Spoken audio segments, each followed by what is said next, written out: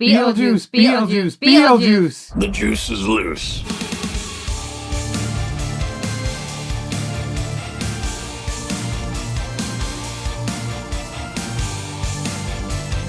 Hello, Hello. and welcome back to what is steadily becoming a film review channel. In huge news for goths and weird kids the world all over, after 36 years, Beetlejuice has finally gotten a sequel. Thanks to the people at Warner Bros., we actually got to attend the Irish premiere of Beetlejuice Beetlejuice. It was so exciting to get to see the movie early. Honestly, I wanted it so bad. I did not want to wait to see this movie. We had Beetlejuice cocktails, Beetlejuice popcorn buckets, everything was decorated green and stripes. It was absolutely amazing, and they really went all out for this movie. Bob was there. We love Bob. Really cool to get videos and pictures with him. The movie premiere was in the Stella, which is an absolutely beautiful cinema. They also gave us some free gifts as well in the bathrooms, which was very cute. So fresh from our experience, we are here now today to tell you our thoughts on the movie. This is going to be a spoiler-free video. We do not want to spoil anything for anyone. I know not everybody could see it this weekend. Some people could be working, some people could be waiting to get paid. There's so many reasons. Yeah, this review is mostly going to talk about the aesthetics of the movie, what we liked about it, what we didn't like about it, the characters we liked in this movie. We're not going to go into any detail about specific plot points or anything that happens during the movie, so you don't need to worry about that. But next week we'll put up a video that goes more in depth about the story of the movie itself. So if you want to check out that spoiler review, be sure to subscribe to see when that video comes out. As big Beetlejuice fans, going into this,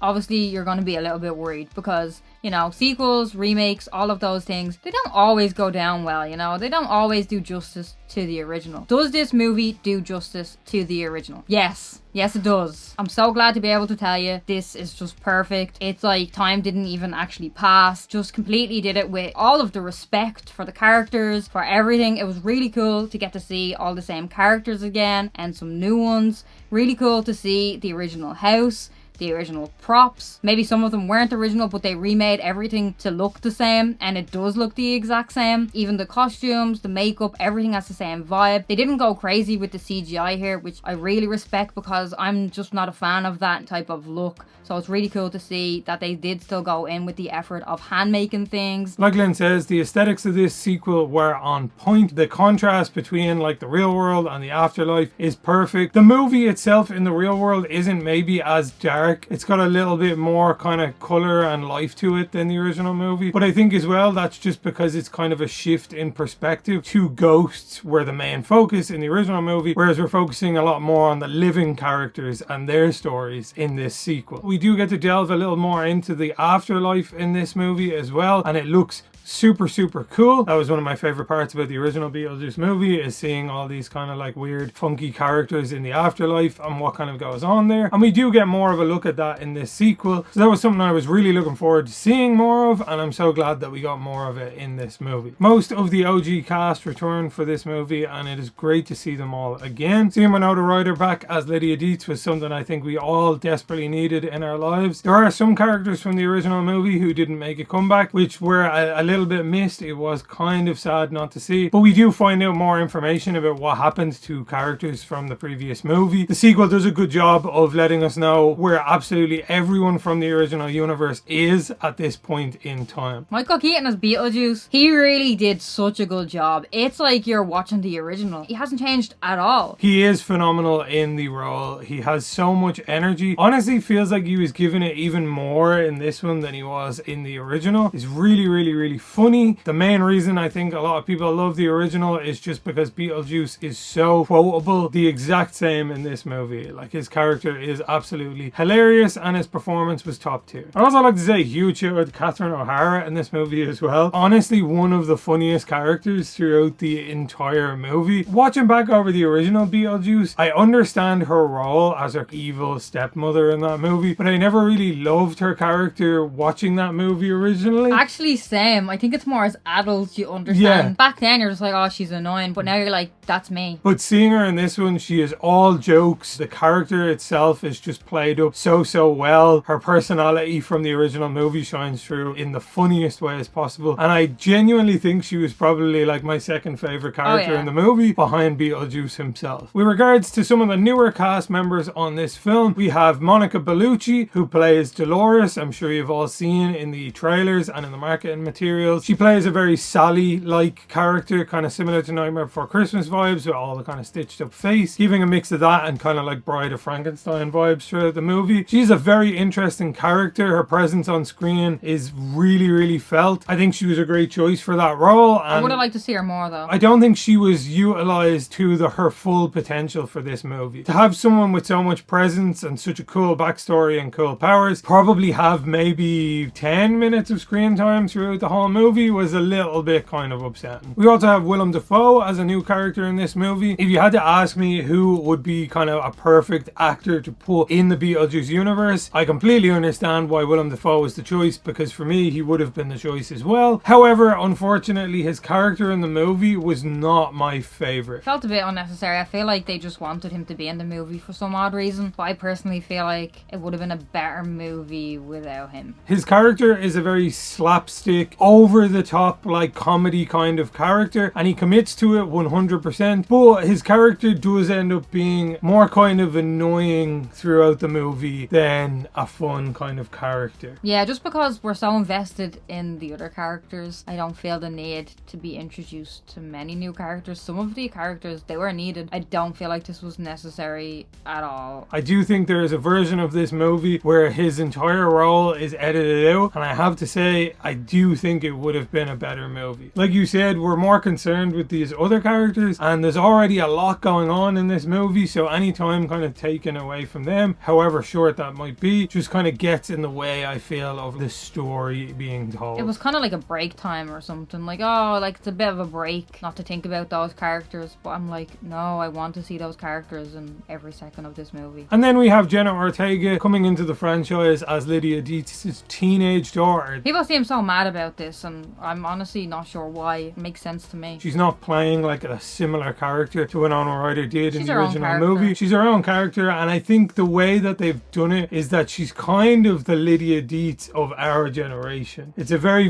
2024 version of what Lydia Dietz would maybe have been nowadays. The original movie took place in the late 80s, so Lydia was this kind of like goth, you know, morose, depressive kind of character, because that was kind of the counterculture at the time. Whereas Jenna Ortega's character in this movie is more of the kind of modern, socially conscious person. So she's playing like the Lydia Dietz of 2024, and she does do a great job at it. Of all the new characters kind of added into this, I would say it's a tie-up between Jenna and Monica as favorites for me personally. I do wish that she had have had more screen time in the movie, because there are some interesting story points in the movie involving her, but because, again, as I said, the movie has so much going on in it, too much, a little too much, unfortunately, that it does kind of cut down some of these stories and interactions to shorter than I would have liked them to be. I do think that Jenna and Winona, like, they have a really nice connection, which really sells their relationship as well. And I just think she's a really nice fit into the cast, because I know that cast, like, they already know each other, and I think, like, everybody just got along, and they just seem like such a fun cast. Like, seeing their interviews and stuff, they all just seem so close, and like they had a really great time on the movie, and it's just so nice to see as well. There is definitely a fantastic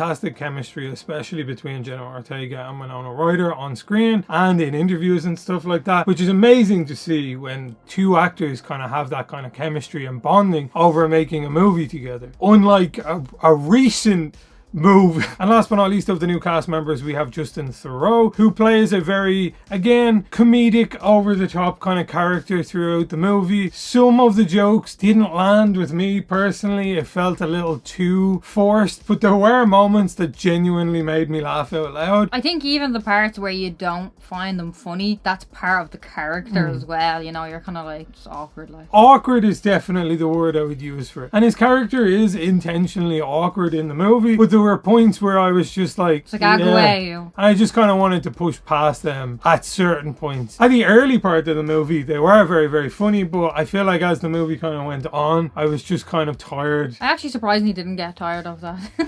That's like one of the new characters that I actually enjoyed, I guess. Overall, we really loved the movie. We thought it was a lot of fun. Bad things that we have to say, one of them would be that the music wasn't great. Like, the songs that were chosen weren't as good as the first ones. They could maybe grow on us, but I don't think so. I was glad to see some of the original songs, like Deo was used. That was cool to see again. And then the score kind of being similar or the same for bits to give the same vibe. That was really cool. The sing-alongs or people just singing on their own, stuff like that, was very awkward, and it wasn't like you wanted to dance and sing along. It was just kind of like this kind of face.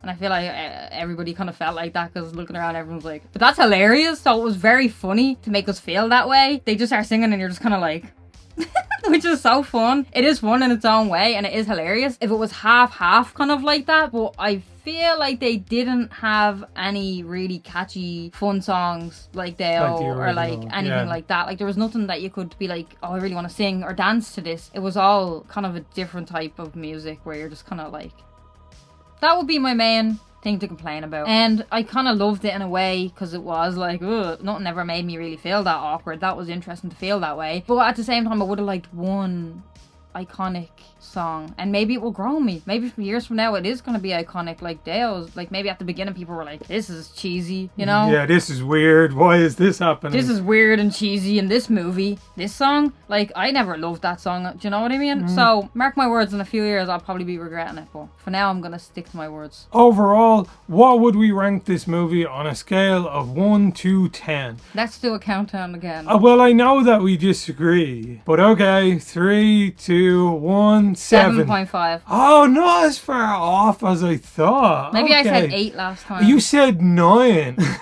Okay, there's two things that I don't like. Some of the characters and the soundtrack. For that knocks off 2 stars. Oh, it's actually an 8. So, if you're still on the fence about whether or not you should go see the new movie, we can 100% say that if you're a fan of the original, you're not going to be disappointed. You are going to be happy going to see this movie. You get to see all your favorite characters back in action. You get to see more of them. You get more Michael Keaton's hilarious Beetlejuice. It is a true successor to the original in that sense. It advances the plot. It lets us know where all the characters are, and it doesn't ruin any of the kind of magic of the original movie. It is just a nice little bow on the end of this kind of franchise. Or maybe there's going to be another one. We don't know. I want there to be another one. Free Beetlejuice. Yeah, you gotta have Beetlejuice. But we don't want Beetlejuice goes on a holiday. This movie is a unicorn in film terms, in the sense that it is a sequel that is actually good and does good things for the original. It's fun, it's silly, we get to learn more about the characters that we loved from the first movie, and it doesn't tarnish the reputation of the original whatsoever. It's just an all-around good time. It's a fun, silly movie to watch. Also, if you have like kids or nieces and nephews and stuff and you want to show them the original first and then go see this movie, I think that's so wholesome and so amazing that, you know, people are starting to know the original now, and it deserves that. Keep being iconic and being shown over time. It's so timeless. You could watch this at any time and it's always just going to be so iconic. And I do think this is a movie that people are going to watch over and over again. Yeah. Because already, like, and this doesn't happen to me often, already I'm like wanting to watch it again and again and again and have it on all the time, because there's just so much to pick up on and so many little hidden things that I want to catch up on. And honestly, it's just so excited to see it again, and that very rarely happens. And I'm just also really excited to see everybody else's reaction to this movie. Like, that's really exciting. I'm like, oh, I can't wait to see how people react to certain things. So please do leave us a comment below and let us know what you thought of it. Spoiler free, please, for this comment section. We hope that you enjoyed this video. If you've seen the movie, let us know in the comment section down below what you thought of it. And if you were on the fence about seeing it, let us know. Have we convinced you? Have we enticed you into seeing the new Beetlejuice movie? If you enjoyed the video, please be sure to leave a like. If you're not subscribed, please consider subscribing, as it helps us out a lot. As always, massive shout out to our members over on Patreon for continuing to support us to make videos like this. If you want to help support the channel, get early access to videos, blooper reels, behind the scenes, and our copyright free music library, then the link to our Patreon is in the description down below. And as always, until next time, see you in your nightmares.